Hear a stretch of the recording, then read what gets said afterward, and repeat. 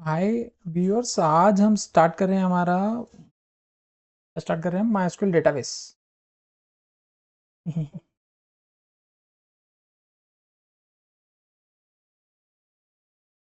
तो सबसे पहला वीडियो हमने बनाया था installation of SQL into the system, जो कि बहुत बोरिंग पार्ट है। ठीक है, तो उसको हमने फर्स्ट पार्ट में रखा है। इस पार्ट में हम समझेंगे कि MySQL डेटाबेस क्या होता है। सबसे पहले हम डेटा के बारे में समझेंगे। ठीक है, तो सबसे पहले मैं बता दूं आपको कि MySQL सर्वर और वर्कबेंच ये दो चीज़ें होती है जो हमको इंस्टॉल करना होती है। तो जो MySQL सर्वर है ना, वो होता है कमांड प्रॉम्प्ट, जहाँ पर जाकर हम हमारी क्वेरीज फायर करते हैं। ठीक है, और जो वर्कबेंच है ना, वो होता है ग्राफिकल यूज़र इंटरफेस, मतलब वो यूआई रहता है। वहाँ थोड़ा बेटर वे में हम जो हमारी जो क्वेरीज होती हैं उनको हम फायर कर सकते हैं, और वो पूरी सारी क्वेरीज हमारे सामने रहती है। वो आगे मैं दिखाऊंगा आपको कि कैसे क्या रहता है। तो सबसे बड़ा क्वेश्चन हमारा यह है कि व्हाट इज डेटाबेस। ठीक है, तो डेटाबेस क्या होता है? Is a collection of tables. ठीक है, और जो टेबल्स होती है वो is entity which holds the data in the row and columns form. ठीक है, तो ये डेटाबेस हो गया। तो हमें डेटाबेस की जरूरत क्यों पड़ी, तो पहले हमको वो देखना है। तो मैं आपको एक एग्जांपल बताता हूँ एक्सेल फाइल का। तो जो हमारा डेटा है, अगर ऐसा टेबुलर फॉर्म में है, तो हम उसको एक्सेल में भी रख सकते हैं। ठीक है, इस तरीके से। बट एक्सेल की कुछ लिमिटेशंस होती है। जैसे आपके सामने ये 100 रिकॉर्ड्स हैं, ये कस्टमर टेबल है। ठीक है, और ये ऑर्डर्स टेबल है जिसमें ये एट्रीब्यूट्स है। तो ये जो कस्टमर टेबल है, इसमें हर जो एक रो है वो पूरा इस एट्रीब्यूट, उसके सारे एट्रीब्यूट रहते हैं। हर एक रो में 9 एट्रीब्यूट्स है, ये 9 कॉलम्स है। तो हर एक रो जो रहती है ना, वो उसके 9 एट्रीब्यूट्स को शो करती है। जैसे ये कस्टमर आईडी 1001 है, कस्टमर का फर्स्ट नेम अंकित है, कस्टमर का लास्ट नेम सक्सेना है। ठीक है, तो ये सारे क्या है? एट्रीब्यूट्स हैं। तो ईच रो हैव 9 एट्रीब्यूट्स, और in that way there are multiple rows. Okay, तो यहाँ देखो अराउंड 101 रोज है, मतलब 100 रोज हैं टोटल। एक जो हेडर है, हेडर लाइन है, तो यहाँ हमारे पास 100 रोज हैंगी, और उसमें ये इतना डेटा है। तो एक्सेल की क्या है ना, कुछ लिमिटेशंस होते हैं। अभी जैसे मैंने 100 रो का अगर डेटा है मेरे पास, तो मैं एक्सेल में सेव कर दूंगा, इट्स ओके। बट अब जैसे एक्सेल की लिमिटेशन बता रहा हूँ, ये एक्सेल की लिमिटेशन है। इसके आगे अगर डेटा होगा तो एक्सेल की फाइल में वो नहीं स्टोर हो पाएगा। ठीक है, तो ये तो बात हुई कि एक्सेल की लिमिटेशंस। तो सबसे पहले हम समझते हैं कि जैसे कस्टमर टेबल है और एक ये ऑर्डर टेबल है। इसमें एक और टेबल बनाई है हमने, ऑर्डर टेबल। उसमें कितने 4 एट्रीब्यूट्स हैं। ईच रो में कितने एट्रीब्यूट्स हैं? 4 एट्रीब्यूट्स हैं। ठीक है, तो जो कस्टमर आईडी है, ये इस कस्टमर टेबल के कस्टमर आईडी टेबल का कॉलम है, जो कि इन दोनों टेबल्स को क्या करता है? रिलेट करता है आपस में। ठीक है, तो जैसे ये कस्टमर नंबर 1001 है, कस्टमर आईडी 1001 है, और ये ऑर्डर टेबल में भी same as it is customer ID column है का। तो वो सारी आईडीज यहाँ पे मेंशन है। तो इससे क्या होगा, हमें ये पता चलेगा कि कस्टमर नंबर 1001 है, जिसकी डिटेल्स ये है, उसने क्या ऑर्डर करा है? उसने ये ऑर्डर करा है, ऑर्डर आईडी ये है, उसकी ऑर्डर डेट ये है, और उसका जो ऑर्डर स्टेटस है वो क्या है? अभी पेंडिंग है। तो इस तरीके से इंफॉर्मेशन स्टोर करी जाएगी। तो ये तो हुआ एक्सेल फॉर्म में। बट क्या होता है, जब डेटा रहता है वो हमारे पास बहुत ज़्यादा रहता है, उस वक्त में हमको किसकी ज़रूरत पड़ती है? डेटाबेस। तो डेटाबेस जो होता है is the collection of tables. Database is also the collection of tables. जो डेटाबेस रहता है उसमें भी टेबुलर फॉर्म में ही इंफॉर्मेशन जो होती है स्टोर्स होती है।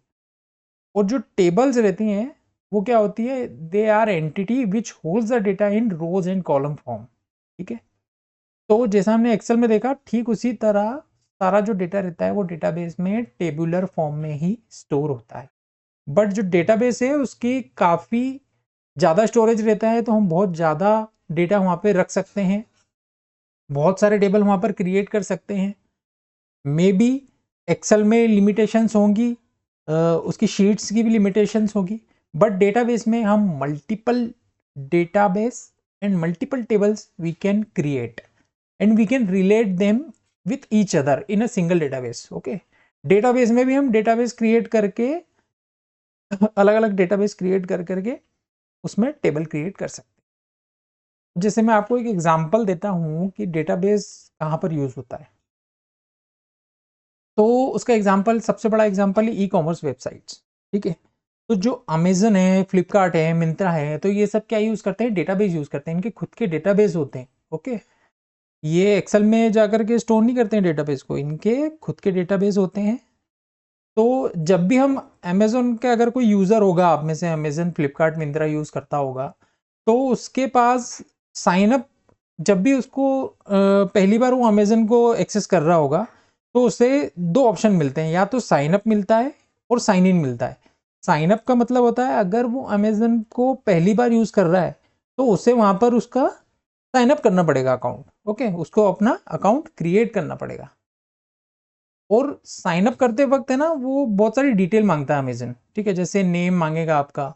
ओके, आपका फर्स्ट नेम, लास्ट नेम मांगेगा, आपका एड्रेस मांगेगा, आपका मोबाइल नंबर मांगेगा। ठीक है, वो आपका मोबाइल नंबर मांगेगा। उसके बाद आप जिस एरिया में रहते हैं उसका जिप कोड मांगेगा।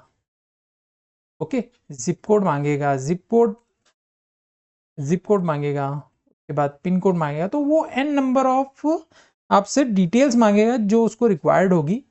और ये जितनी भी डिटेल्स आप एंटर करेंगे साइन अप करते वक्त, वो सारी डिटेल जो है ना, वो अमेजोन के डेटाबेस में इसी ऑर्डर में टेबुलर फॉर्म में वो सेव हो जाएगी। ठीक है, डेटाबेस में वो जब भी सेव होगी तो वो इसी फॉर्म में सेव होगी, जैसा कि हमने यहाँ एक्सेल फाइल में देखा था। तो आप जो भी आप डालेंगे ना यहाँ पे इंफॉर्मेशन, तो वो आपकी यहाँ पर नोट डाउन करते जाएगा और एक आईडी आपको जनरेट कर देगा, आईडी नंबर। और उसी आईडी के अकॉर्डिंग आपकी जितनी भी डिटेल्स है वो सारी एक्सेस होगी अमेजोन में। ठीक है, इसके बाद क्या होता है, जब भी आप next time, from this time to next time, जब भी आप साइन इन करेंगे तो आपको ये इतनी डिटेल्स नहीं मांगेगा, आपको कुछ क्रेडेंशियल प्रोवाइड कर देता है उस डेटाबेस को एक्सेस करने के लिए। सॉरी, उस डेटाबेस को नहीं, आपके अकाउंट को एक्सेस करने के लिए। तो आप जब भी वो क्रेडेंशियल डालते हैं तो आप आपके डेटाबेस में एंटर हो जाते हैं। और उस वक्त पे भी अमेजोन का जो डेटाबेस है वो आपके जो साइन अप के टाइम पे आपने जो डिटेल्स दी होगी उन डिटेल्स को वो मैच करता है। जब आप साइन इन करते हैं तो वो सारी मैच करता है चीज़ों को, कि उसने जो आपको क्रेडेंशियल दिए वो मैच हो रहे कि नहीं। ठीक है, उसके बाद वो आपको उस अकाउंट में साइन इन कर देता है। तो इस टाइप से आपका है ना जो डेटाबेस होता है वो इस्तेमाल होता है। ठीक है, तो ये हमने देखा कि डेटाबेस क्या होता है। Database is a collection of tables. वो जो टेबल्स होती है, tables are the entities which holds the data in rows and columns form. और अब अभी हमने देखा कि डेटाबेस क्या होता है, डेटाबेस का एग्जांपल देखा कि वो कहाँ कैसे यूज होता है। There are two kinds of databases. ठीक है, एक होता है रिलेशनल डेटाबेस और दूसरा होता है नो एसक्यूएल डेटाबेस। ओके, तो रिलेशनल डेटाबेस, जैसे नाम से ही समझ में आ रहा है हमारे कि रिलेशनल डेटाबेस क्या होता है, उसमें रिलेशन क्रिएट होते हैं, मल्टीपल टेबल्स के बीच में रिलेशन क्रिएट्स रहते हैं। ठीक है, रिलेशन रहता है, रिलेटेड रहते हैं, एक दूसरे से रिलेटेबल रहते हैं। जैसे अभी हमने यहाँ देखा कि कस्टमर टेबल है एक और एक ऑर्डर टेबल है, तो ये सिर्फ इस कॉलम के थ्रू ये दोनों टेबल्स क्या हो गए, रिलेटेड होगा, एक दूसरे से रिलेट करते हैं। ठीक है, इंफॉर्मेशन को रिलेट करते हैं। तो इसी तरीके से क्या होता है, आपके ये सारे रिलेशनल डेटाबेसेस होते हैं। ठीक है, अब उसके एग्जांपल बता दूं मैं रिलेशनल डेटाबेसेस के। My SQL database, SQL server, Postgres SQL, SQL light और मारियाडीबी, ये सारे रिलेशनल डेटाबेस होते हैं और उनके लिए एसक्यूएल लैंग्वेज यूज करी जाती है जिसके थ्रू इनमें हम ऑपरेशंस परफॉर्म करते हैं। और जो नो एसक्यूएल डेटाबेस है वो सारे क्या है, उनके एग्जांपल एज बेस है, कैसेंड्रा है, मोंगोडीबी है, डायनोमोडीबी है।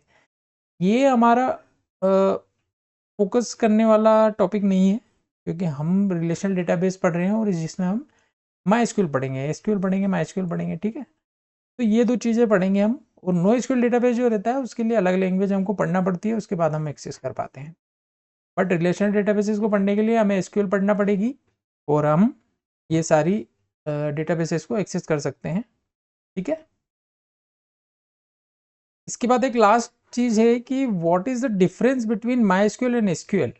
जैसे अभी हमने ऊपर देखा कि भैया माई एसक्यूएल एक रिलेशनल डेटाबेस है और ये एसक्यूएल एक क्वेरी लैंग्वेज है। ठीक है, तो ये इन दोनों में डिफरेंस क्या है? तो MySQL क्या करता है कि सर्वर है विच holds the data into the database. ठीक है, MySQL क्या है, डेटाबेस है जो सर्वर पे हमारे डेटाबेस को स्टोर करके रखता है।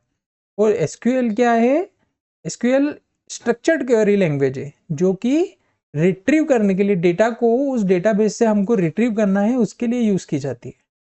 ठीक है, तो ये था हमारा session about the database and types of database, what are database, what are tables, what is MySQL and SQL। अगर इस तरह की चीज़ें आपसे पूछी जाती है तो ये उसका सिंपल सॉल्यूशन है। तो अगले स्टेप में हम सीधे डायरेक्ट वर्कबेंच पे जाएंगे और वहाँ पर बहुत सारी क्वेरी लॉन्च करेंगे। तो थैंक यू।